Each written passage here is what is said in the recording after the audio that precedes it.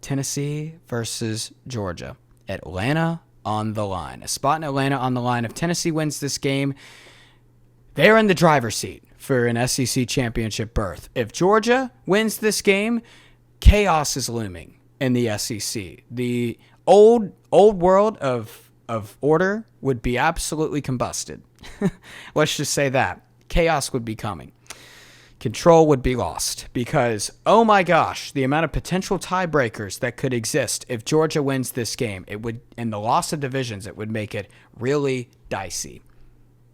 The stakes are there. The rivalry is there. This is a night game on ABC. This will probably be the most watched game of the week of college football. The hatred, the rivalry, you name it. This game has everything you could possibly have. Because look, man, I mean, I've vocalized on the show that I've grown up as a Tennessee fan. I vocalized that. In 2022, I never really thought Tennessee had a chance, even though a lot of people did. In 2020, even though Tennessee was a very good team, 2023, they just honestly flat out weren't good enough of a football team. It's the reality of it.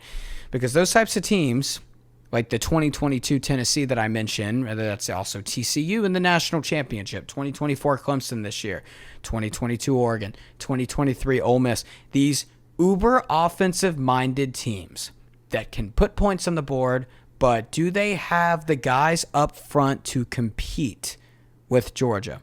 Those teams typically get crushed by Georgia. All those teams that I mentioned got blown out.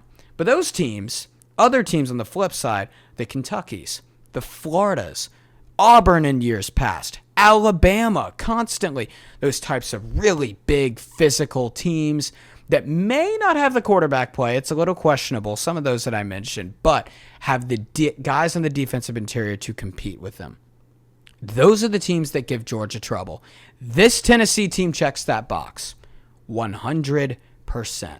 Because, guys, I want to talk about Georgia here. I mean, I spent this time, praising Ole Miss and didn't quite get into what's going on with Georgia. And the reality of it is, man, is Georgia, do they have that guy at wide receiver? This is a question that I asked in the preseason that got a little bit pushed under the radar because Georgia is currently leading the SEC in drops. I mean, the reason you could say they lost to Ole Miss was a plethora of reasons, but one of them, Georgia's got one guy over 450 receiving yards on the season. Ole Miss has got 4. Ole Miss has dudes that can, on the perimeter, change the game, change the outcome of a game. Does Georgia have that?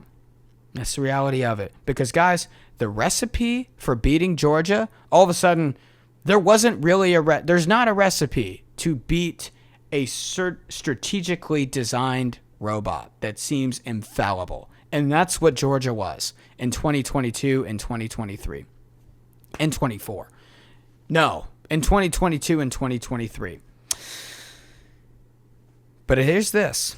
Against Kentucky, Texas, Ole Miss, and Florida, let's take every single touchdown that they scored where they started with the ball in their opponent's territory. You know how many touchdowns they have? 4. Georgia is averaging 1 touchdown a game in those 4 games for which they started in their own territory. Florida, they had 2. Kentucky, they had 1. Texas, 1. Ole Miss, not a single touchdown where they were able to drive the ball 50-plus yards and score. Not a single one.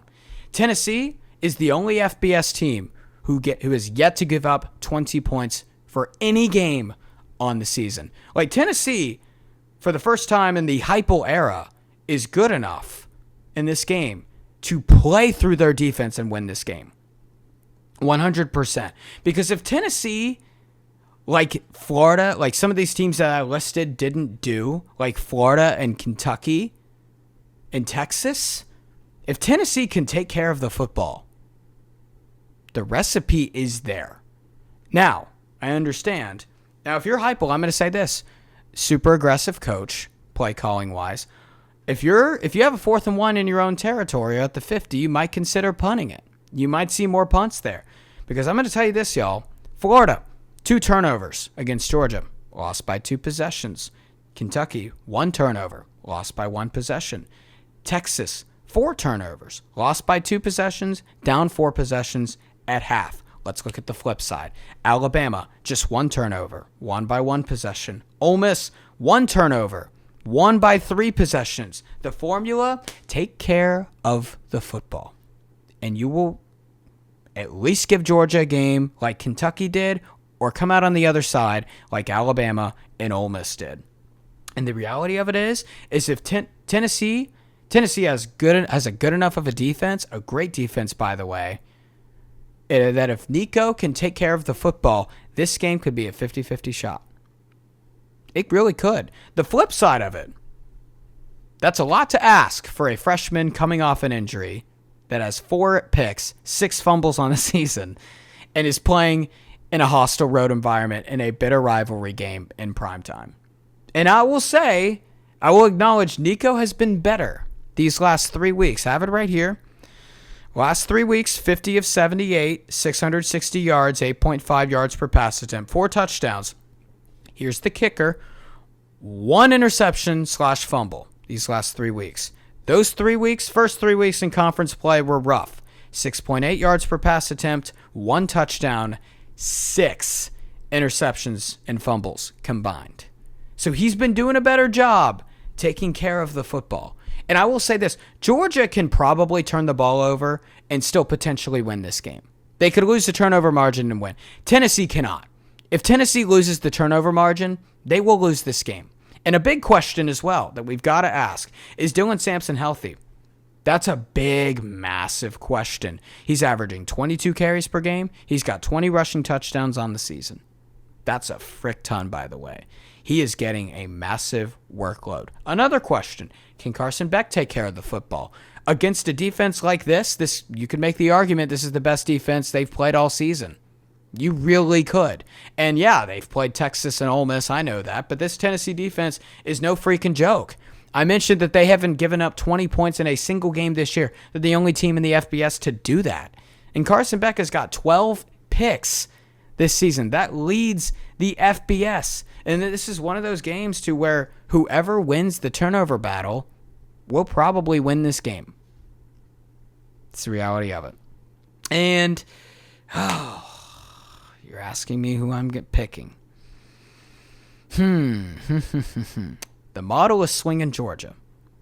Not aggressively, but tentatively swinging Georgia. I think the home field plays a massive factor in this game. If this game was at Neyland, I'd pick Tennessee. If this game was in Athens, I'd pick Georgia, and it is. It's going to be a blackout. It's going to be a lot of people barking on ABC, and it's going to be loud. And to ask a redshirt freshman to say, hey, you have to play a mistake-free game against a defense that turned the ball over, that made Texas turn the ball over 4 times, you name it, even Ole Miss had a turnover as well. That's a lot to ask. It is, especially when more weight is going to be on your shoulders because Dylan Sampson is coming into this game banged up, and that guy has gotten the workload. He has been the most worked running back in the SEC. A lot of carries. And for that reason alone, I see an outcome where Tennessee wins this game. I didn't really see it in 2022 and 2023, to be honest with you. I really didn't. Hence why I hammered Georgia and bet a lot of money. I see an outcome where Tennessee wins this game. I think for the first time since the 2016 Hail Mary, Tennessee has a legitimate shot to beat Georgia, and they could win this game. But for the sake of the home field, and for the sake of Dylan Sampson being banged up, for the sake of asking a redshirt freshman to play a mistake-free football game against one of the best defenses in college football, if not the, is a lot to ask. And for that, I'm picking Georgia, folks.